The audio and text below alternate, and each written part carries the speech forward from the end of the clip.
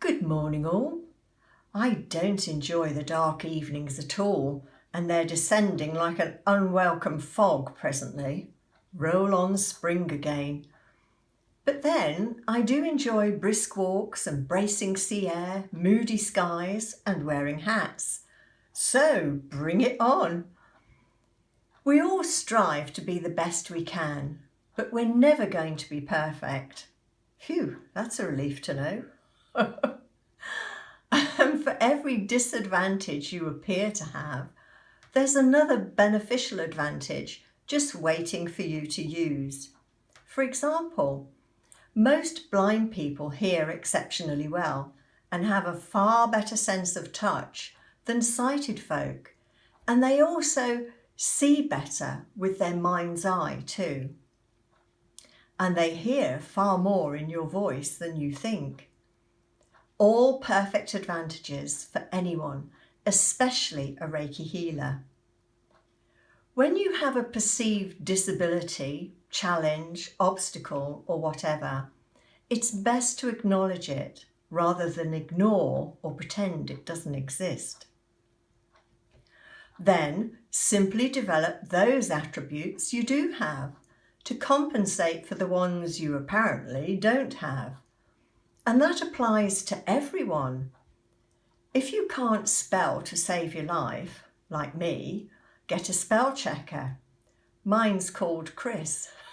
If it's difficult for you to go out, get people to come to you. If you can't swim, stay in the boat. In your imagination, you can still achieve your dreams, but you may have to be creative about the way you set to it. For example, somebody asked me this. The fire finger on my right hand is missing from the top joint upwards, having been bitten off by a dog a few years ago. Will this be detrimental to my practicing Reiki? First of all, well done anyone who asks for clarification. It takes courage to appear foolish. But it shows you've also got spirit and determination and a champion sense of humour. Losing the tip of your fire finger is no problem, and you still have some of your fire finger to shoot with anyway.